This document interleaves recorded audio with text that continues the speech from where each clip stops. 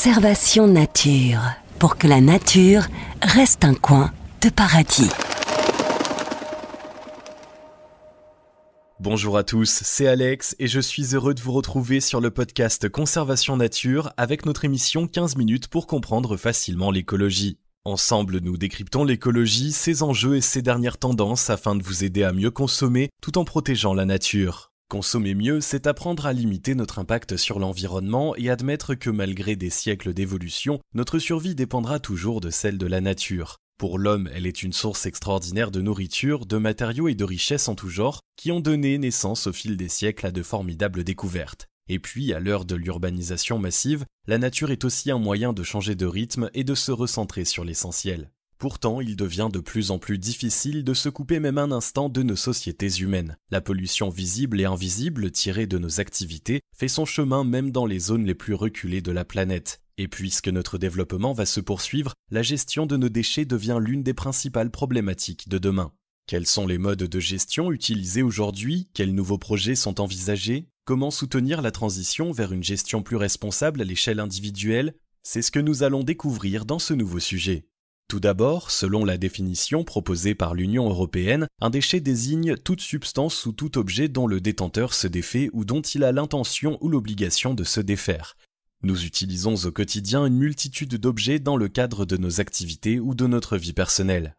Une fois leur mission remplie, nous nous en débarrassons. Les produits deviennent alors des déchets et se répartissent de manière générale en 4 grandes catégories. Il y a tout d'abord les déchets agricoles qui arrivent en première place avec 375 millions de tonnes jetées chaque année. On y retrouve les déchets de forêt, de culture ou d'élevage tels que le marc de raisin, les déchets de fruits, de légumes ou ceux liés à l'industrie de la viande par exemple. La plupart sont biodégradables et peuvent être réutilisés pour l'engrais et la nourriture du bétail sans passer par la case déchets. Viennent ensuite les déchets du bâtiment avec 130 millions de tonnes annuelles. La plupart d'entre eux se composent de gravats de démolition tels que des briques ou des blocs de béton. Ils sont considérés comme inertes, c'est-à-dire qu'ils ne sont pas dangereux pour l'environnement. En revanche, ils ne se décomposent pas, ce qui pose forcément problème sur le long terme au vu de leur quantité. Les déchets industriels et commerciaux représentent quant à eux 98 millions de tonnes chaque année et englobent le bois, le papier, le carton, la ferraille parmi bon nombre d'autres matières.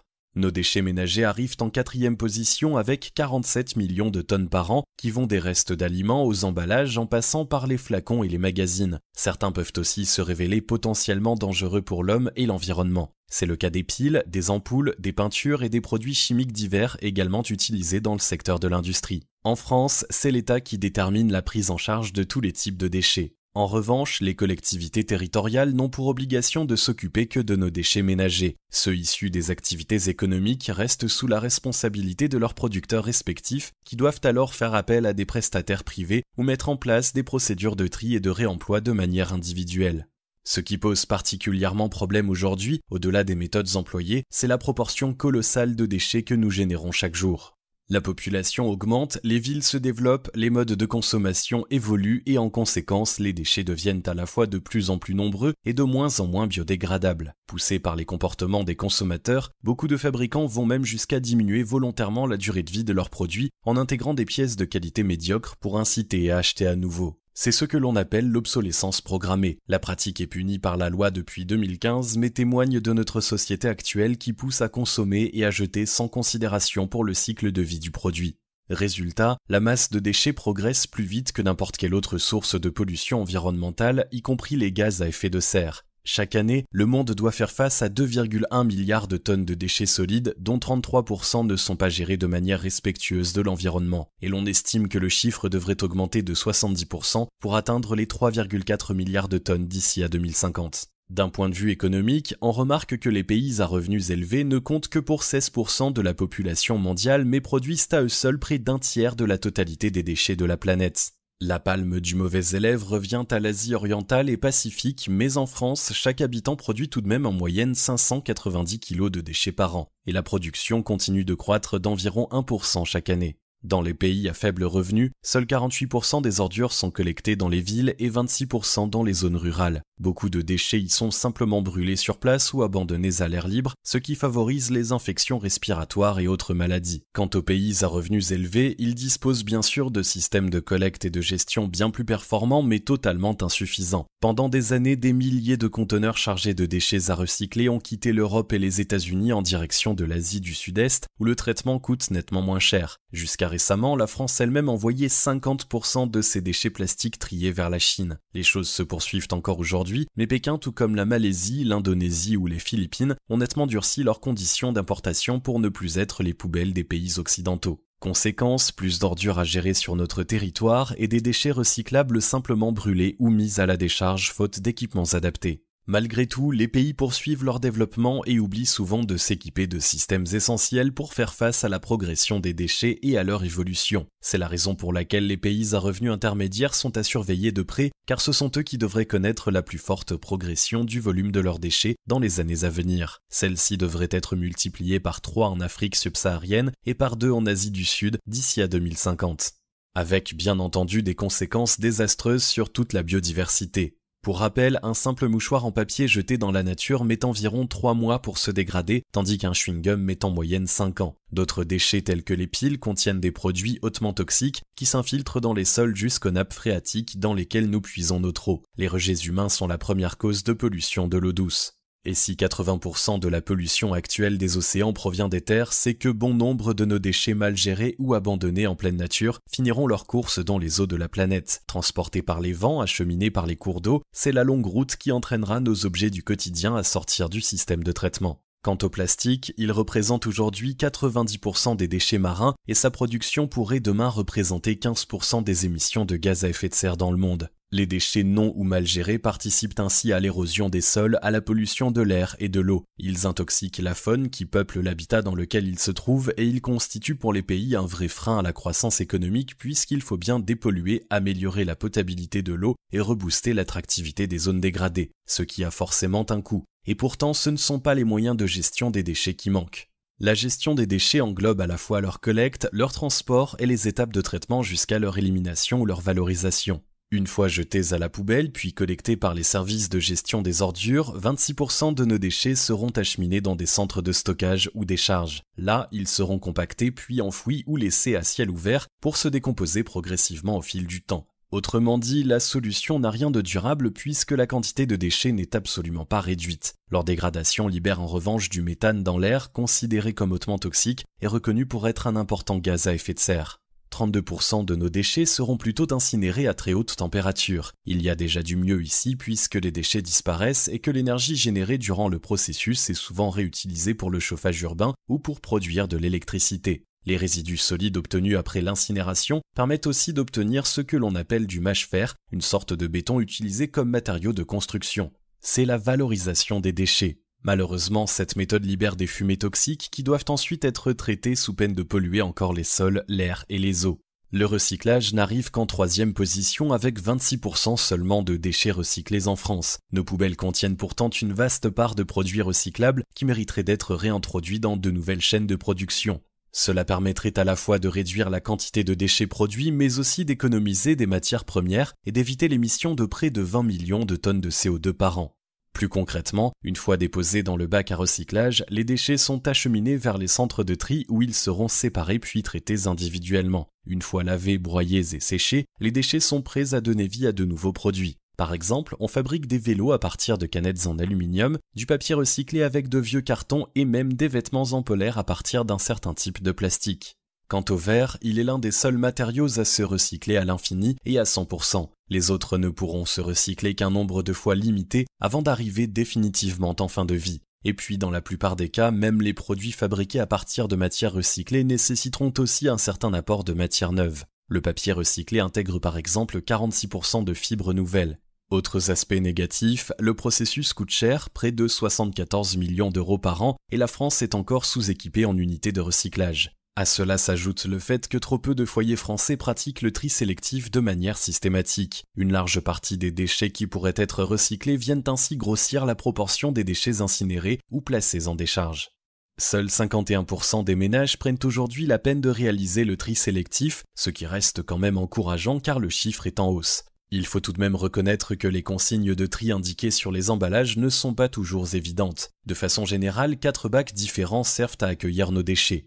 La poubelle jaune tout d'abord, dédiée au recyclage, dans laquelle nous mettons entre autres nos bouteilles et nos flacons en plastique, les briques alimentaires, les boîtes en carton, les boîtes de conserve, les emballages en carton, les papiers, les canettes, les bombes aérosols vides et les barquettes en aluminium. On pourra éventuellement retirer les bouchons des bouteilles pour les donner à des associations. La poubelle verte est dédiée aux verres, bouteilles d'alcool, de jus de fruits, pots de confiture, petits pots de bébé, tout devra être le plus propre possible et sans couvercle. La poubelle bleue se rencontre un peu moins fréquemment mais vise à contenir les journaux et les magazines. La plupart des communes en mettent à la disposition de leurs habitants, tout comme les bacs à verre. La poubelle classique, enfin, avec son couvercle vert foncé le plus souvent, accueillera tout ce qui ne se recycle pas. Les pots de yaourt, les restes de repas, les couches, mais aussi les papiers et les cartons humides. À la maison, il suffira de placer des sacs à côté de sa poubelle ordinaire pour que chaque déchet puisse prendre la bonne destination. Pour une gestion optimale, certains objets particuliers tels que les équipements électroniques, les produits toxiques, les encombrants pourront être transportés directement en déchetterie. Les piles et ampoules seront déposées en grande surface, les médicaments seront rapportés aux pharmaciens. Quant aux déchets verts, on les utilisera pour faire notre compost et bien d'autres choses encore. Il faut dire que ces déchets organiques issus de la cuisine ou du jardin représentent la plus grande partie, soit 29% du volume total de nos poubelles. Dommage lorsque l'on sait que ce type de déchets peut être facilement transformé pour servir à d'autres usages. Au total, les déchets verts peuvent être valorisés de 3 manières différentes. Par le compostage, au terme duquel nos déchets sont transformés en un excellent engrais naturel. Par méthanisation, similaire au compostage, mais pratiquée sans oxygène et qui permet d'obtenir un mélange de méthane et de gaz carbonique. C'est le biogaz que l'on utilise aujourd'hui pour produire de la chaleur, de l'électricité ou comme carburant. En ville, certains bus roulent déjà au biogaz. Dernier procédé, la valorisation énergétique grâce au bois qui va permettre elle aussi de produire de la chaleur et de l'électricité. Puisqu'il est bien moins coûteux, le compostage reste le mode de valorisation le plus fréquent, mais tous s'inscrivent dans une toute nouvelle démarche qui vise à envisager ces déchets comme une ressource à part entière. À Bruxelles, par exemple, certaines distilleries proposent de la bière brassée à partir de pain invendu et à Londres, le marc de café est transformé en biocarburant pour les bus. C'est le principe de l'économie circulaire qui cherche à utiliser au maximum toutes les ressources dont nous disposons de manière à ne plus générer de déchets du tout. C'est ce que fait déjà la nature depuis des milliers d'années. Le recyclage, la réparation, la réutilisation font tous partie du concept d'économie circulaire et le secteur est aussi générateur d'emplois puisque 1,6 million de personnes y contribuent à travers le monde pour un chiffre d'affaires global de 170 milliards d'euros. Reste encore à généraliser les pratiques écologiques dans le secteur industriel, mais ici aussi les choses évoluent avec le temps. Depuis 2016, les entreprises sont contraintes de trier leurs déchets à la source, mais les projets vont également plus loin puisqu'il s'agit aussi de repenser les modes d'extraction des matières premières et les méthodes de fabrication. Les produits de demain devront être plus durables et plus faciles à recycler et la gestion des déchets devra être la plus propre possible. En 2018, l'Union européenne a révisé sa directive cadre sur les déchets pour y intégrer de nouveaux objectifs parmi lesquels le recyclage de 55% des déchets municipaux d'ici à 2025, la réduction du gaspillage alimentaire et le recyclage de 70% des emballages pour 2030, et une réduction de 10% de la mise en décharge globale des déchets d'ici à 2035. Chaque pays est libre d'adopter la stratégie qui lui convient le mieux. En France, cela passera par la création de nouveaux centres de tri, la diminution du nombre de centres de stockage et la mise en place d'installations de compostage un peu partout sur le territoire. L'objectif à terme sera de généraliser la collecte des déchets verts au même titre que les autres types de déchets à l'horizon 2024. De manière générale, les directives de demain s'appuient sur 5 points principaux. La prévention en favorisant les comportements responsables des professionnels et des consommateurs, la réutilisation en sortant du tout jetable et en allongeant la durée de vie de nos objets, le recyclage en effectuant correctement le tri sélectif, la valorisation de ce qui peut l'être pour produire du gaz, construire des routes ou encore fertiliser les cultures, l'élimination enfin en dernier recours mais en utilisant des procédés plus responsables. Bien évidemment, la transition a un coût. Dans les pays à faible revenu, la gestion des déchets compte en moyenne pour 20% du budget des municipalités. C'est la raison pour laquelle la Banque mondiale a déjà soutenu près de 340 programmes de gestion des déchets à travers le monde pour un total de plus de 4,7 milliards de dollars. Et en parallèle, puisque la gestion des déchets est l'affaire de tous, c'est aussi à nous de soutenir les initiatives responsables en adoptant les comportements en accord avec ce qui est en train d'être mis en place. Acheter en vrac, par exemple, limiter les emballages, surveiller les dates limites de consommation et cuisiner au maximum l'ensemble des produits pour jeter le moins possible. On peut également renoncer aux bouteilles en plastique en choisissant de boire l'eau du robinet. Au travail ou à l'extérieur, on emportera si nécessaire une gourde en inox qui pourra nous suivre très longtemps. Et pour les soins du corps, on choisira plutôt des cosmétiques solides plus naturels et bien moins emballés. Avec quelques ingrédients, il est même possible de réaliser ses propres cosmétiques et produits d'entretien. De la même façon, un autocollant Stop Pub apposé sur la boîte aux lettres permettra de limiter considérablement le gaspillage de papier. Et en cas d'objet abîmé, on cherchera à le réparer ou à lui trouver une nouvelle fonction plutôt que de le jeter. Une boîte à chaussures peut facilement devenir une boîte de rangement, les bocaux en verre se gardent pour la conservation des aliments ou pour créer de jolis photophores. Et en cas d'achat, on pourra aussi prendre le temps de s'intéresser aux offres d'occasion. Cela marche aussi en sens inverse, nos vieux objets feront peut-être plaisir à d'autres. Quant aux objets plus occasionnels comme une échelle ou un pistolet à peinture par exemple, la location pourrait bien être une option à envisager. Réduire, réutiliser, recycler, composter, l'économie circulaire est au cœur de la démarche zéro déchet. En France, le recyclage est en hausse et la prise de conscience progressive a déjà permis la mise en place de plusieurs restrictions fondamentales. Fini les cotons-tiges, les sacs et les gobelets en plastique, et les années à venir devraient encore interdire d'autres produits jetables. Malgré tout, nous avons encore beaucoup de retard à rattraper par rapport à certains de nos voisins européens. Dans un monde où l'action de jeter s'est banalisée, nous avons oublié le concept de durabilité. Dans la nature pourtant, rien ne se perd, tout se transforme. Et c'est ce naturel que nous retrouvons aujourd'hui dans des alternatives à pratiquement tous nos objets du quotidien en plastique. Brosse à dents en bambou, pochettes en tissu, emballages alimentaires naturels, pour une transition en douceur vers un mode de vie plus responsable à la fois pour soi et pour toute la planète. Merci d'avoir écouté ce nouvel épisode, j'espère qu'il vous a plu. Si c'est le cas, n'hésitez pas à nous suivre sur les réseaux sociaux et à faire un tour sur notre site internet conservation-nature.fr pour connaître les prochains sujets. Vous y trouverez notamment de nombreux articles sur l'écologie, la nature et la protection de l'environnement. À très bientôt.